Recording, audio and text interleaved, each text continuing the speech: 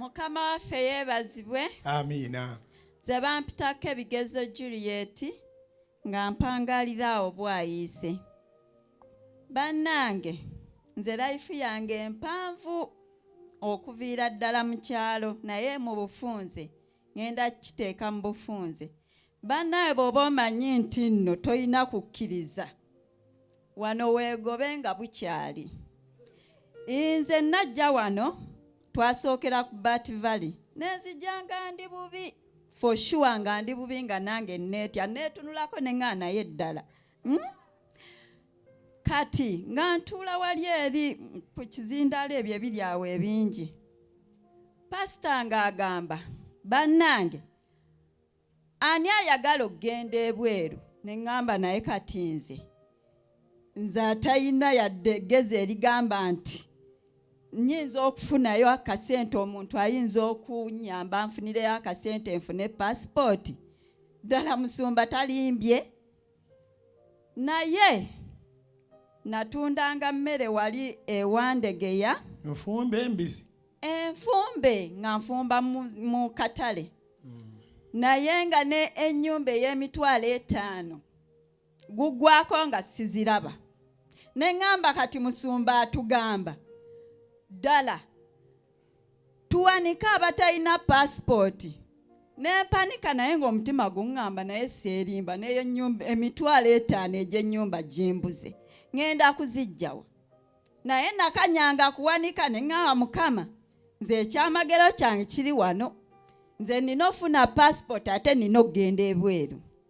Naye abooluganda nze sijja balimba. Ennyonyi nagifuula kati obugaali.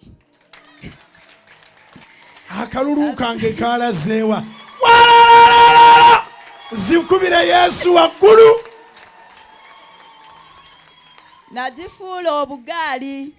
Kati nalinnya n'engenda passport nagifunira ku $2.5. Can you imagine? $2.5. Ennyumba rent amazima musumba nze nava wano. Nava mu nnyumba nga sigisasudde. Emyezi egyo $10,000 egyo ne ŋŋamba Mukama 5 emirundi 3. 5 naye nga nzirabako. Nga guggwako n'entunula nga siziraba. Landlord naga ngenda kuggyako amadisi simanya ngenda kuggyako amabaati simanya ne ŋŋamba Mukama nsaba ozibe omukazi ono emimwa nze nnina okugenda ebweru naye beŋŋenda nsaba onteekeko ekisa mmaleko contract nkomewo nsasule omukyalo ono ssente era nakikola musumba. Amiina. Zikubire Mukama mulokole gwe. Omukyala yaziba omumwa nga yali ankubira amasimu buli kaddakiika nze nga nnyingira kiro ssaawa 7, 8, 10 n'egyo mba nafulumye dda. Kugenda nziruka Landlord. Katono. Naye nga $20 egyo. Naye nagamba Mukama kaŋŋende ebweru. Mukama nsaba onteekeko ekisa yadde siina ssente za passport naye nga ndi ku mafuta ga wano nnina okugenda ebweru. Era nagenda olwasooka.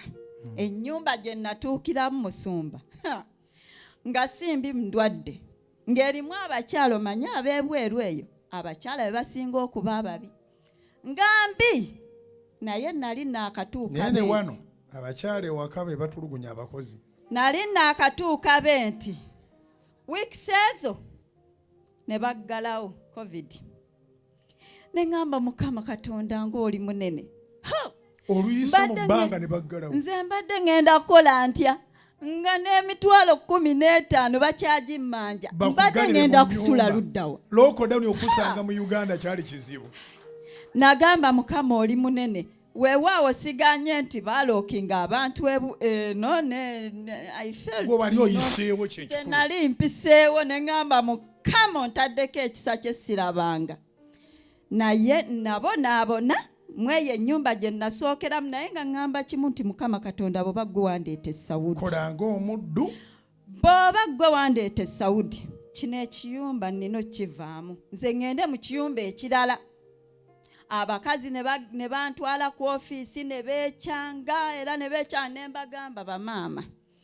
Either you like it or not. nze ennyumba yammwe nnina ogivaamu nfune ennyumba endala.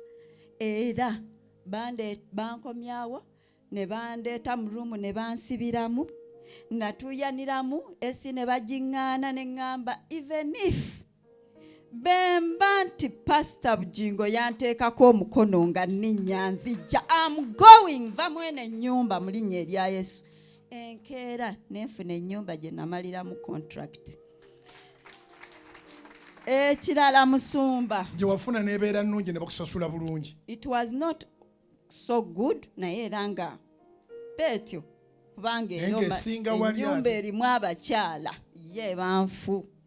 Nali mubakyala 10, nali mu bantu 14 naye nga 14 abo 4 be basajja, abasigadde bakazi nga batuula akakuukulu ne bakugeya ne bakola ki ne bakukolera bu meeting. Naye ne mbagamba nze najja kumalako contract, siddayo nga sigimazeeko ate nzira waffe. Era nakola ne mmaliriza contract. Amiina. Ne nninnya ne nkomawo. Be nakomawo kyeneerabiddemu pastor nze bantwala mu kampani eyo yantwala at first ne bantwala mu kampani eyo nasanga mikwano gyange egintuteyo they are already registered nga ne passport zafuluma. Kati nazijanga mu night prayer ne ngamba Mukama nze nina ogenda ebweru sazze kusiraanira sirina kusiraanira mu Uganda nina okulinnya ngenda ebweru. Musumba batuuka ku ofiisi eyange visa nefuluma, tiketi nefuluma, ne bampita bebampita mikwano gyange ne girumba ofiisi ne gibagamba ono yajja luvannyuma. Lwaki yagenda tusooka tuli nga Bayibuli egamba nti olubereberye alibeera ow'oluvannyuma ate ow'oluvannyuma alibeera ow'olubereberye. Ne mbagamba nti nze gwe nsinza mulamu ate sinza sula mu mpewo Kanani mwe muli mutulo mu nnyumba, sinza sula mu mpewo ye Kanani n'enviiramu awo, nze nnina okulinnya. Zikubire Katonda omulamu mu linnya erya Yesu. Musumba nabaleka muno ne babalookingirayo ne batandika okuŋŋamba nabasiraanya ne bankyawa. Ate baali bakwagala nga n'ennyumba yakulema okusasula. Okwagala kwabwe tekwali mu makulu. Ne bankyawa ne bagamba mbasiraanyiza ne batandika okwevumagana bo bokka, gwe wamutwalayo, gwe wakola ki ne mbagamba gwe ng'oli eri okola. Kati olinnya ennyonyi okomyewo contract eweddeko. Nkomyewo contract, kale sente zaayonoonekamu at first kubanga nava eno nga seetegese bintu just byangwako. Ne ŋŋamba kati nali ntereka sente mu nnyumba mikwano gyange ne giŋŋaana eggwe abawalabu bajja kutta. Lwaki tofuna omuntu n'akuweereza n'obeera ng'omuweereza sente? Kati Mukama ne mugamba naye Mukama ddala abawalabu kumpi nina miliyoni nga 15 mu nnyumba, bawalabu tebagenda kunzita nyamba, nteekaako ekisa nfune omuntu ankuumira sente zino, nfune omuntu gwe nziweereza. Mukama yampa omuntu Musumba nga si muganda wange, simulinaako kasaayi yadde Oluganda, ali eno Uganda atera kutuula mu bitundu byawo omukyala. Naye she has been fair to me. Sente nga be nazimuweereza ne bu coins obwayitawo yabumpa. Mwebale balokole mmwe zikubire waggulu. Oyo yakiikirira bulungi ekibiina kyaffe. Abooluganda nga balidde sente. Nagamba sigenda kwesiga wa Luganda. Naye ono Mukama baaba gwansongeddeko gwampadde. She sits there, mukyala mukulukulu lwakuba tudde tazaali ku mulimu. Naye omukyala namuzigirira ne bannange bamusindikira sente n'azibankinga ne risiiti n'agikuweereza. Lwakuba the bad thing taliiwo kati. Olulala ojja musangawo. Ne kusanda ajabeera. Tudduke speed, fast forward. Wali mu muzigo owuzeyo osasudde ebbanja. Kati nenziramu nengoba ku bintu byange just mu myezi 2 nenziramu nenninya. Kati nakomyewo mu gwe 11. Kati njagala genda Dubai. Kaki ke weekoledde okusooka? Ngenda gula ttaka within January ono nga olinda kasente kabulebulemu Christmas vuddemu nnaku enkulu nguleyo ettaka batandika oyiwa material nzireyo nkole kigweraawo. Congratulations. Yita abantu empewo tosobola gisuliramu bwereere. Sisobola era nagamba nze empewo ya wano yekyusiza obulamu bwange era ngisulamu nga nina obumalirivu nti kyensuliddemu either you like it or not. Ebeera mu vision night nga bukyawo ate oluusi tufunamu n'akakuba oba oyagala oba toyagala bayite. Era musumba bwe bakuba amasasi naliko.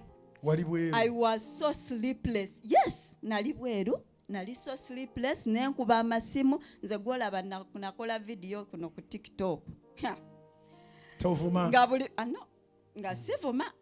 Naye nga buli akugambako.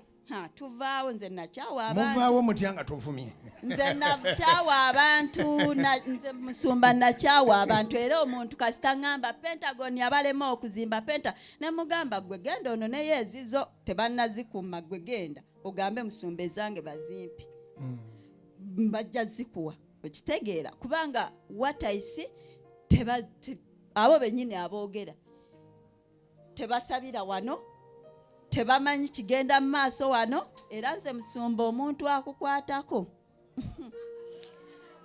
kampita abantu bannange mujje mu vision night ebyammwe biri wano ekiro ekyo ekyempewo kyetusulamu ebyammwe biri wano naye jangu ng'olina okukkiriza ate nga osetinze ebintu byo bulungi ojja tandika kutiikinga mpola by the end of next year ojja kudda neebaze.